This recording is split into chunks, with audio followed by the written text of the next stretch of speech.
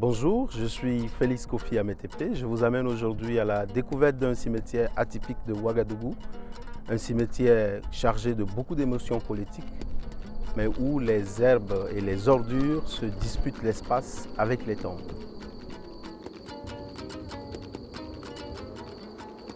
C'est dans ce cimetière que repose Thomas Sankara, ancien président du Burkina, assassiné le 15 octobre 1987 lors du coup d'État militaire qui a installé l'actuel régime.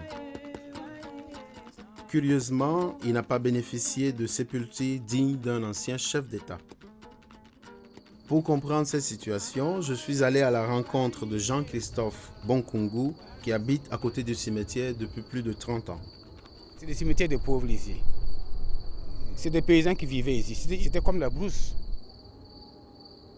Le cimetière a été créé vers 1970. Il y avait un grillage tout autour. Mais les gens ont enlevé les grillages là pour faire des charrettes asile. Et il y avait une quarantaine d'arbres dans les cimetières. C'était notamment des qualités et des résiniers.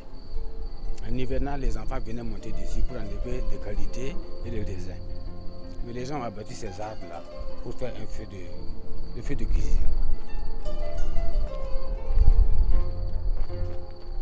Ici, nous sommes devant la tombe du président Thomas Sankara, qui a été abattu en 1987 avec ses compagnons.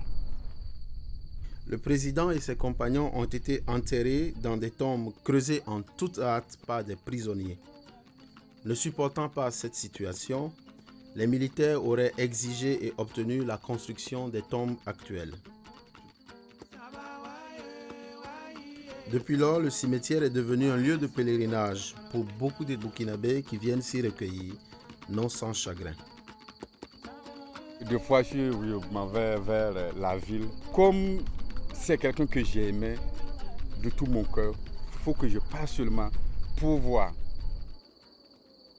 vraiment son enterrement sur ce cimetière.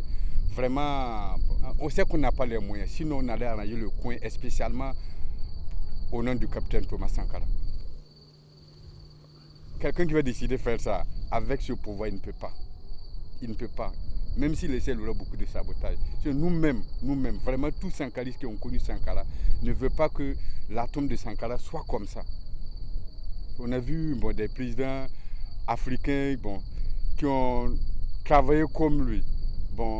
Je prends l'exemple des gens Kwame Nkrumah, tout ça, si tu arrives dans leur lieu, tu sais même que vraiment c'est un président qui a lutté pour l'Afrique. Ce n'était pas pour le Burkina, c'était pour l'Afrique.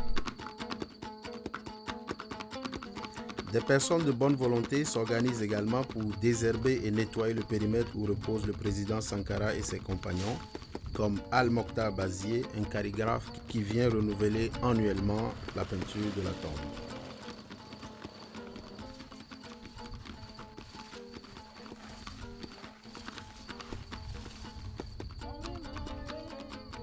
J'ai enlevé mon propre argent au moins 2 fois.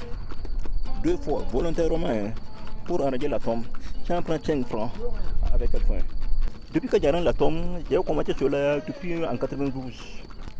Mais l'effort que je fais pour l'arrangement de la tombe, en tout cas, ça ne me dérange pas. Ça ne me dérange pas. Je veux dire que j'aimais la politique de Thomas Sankara. Parce que Sankara était quand même l'un des grands défenseurs de l'Afrique. Donc vous voyez, il ne s'agit pas pour nous seulement d'abandonner la tombe. Il faut qu'à chaque jour qu'on fasse un effort pour l'arrangement de la tombe.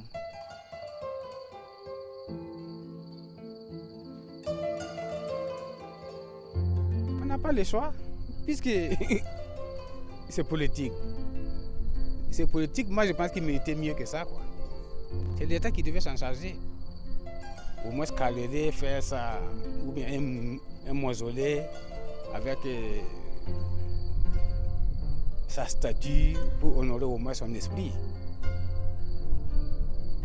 Le pouvoir ne veut pas. On fait tout pour qu'on oublie. Les gens ne peuvent pas oublier. Les gens n'oublient pas.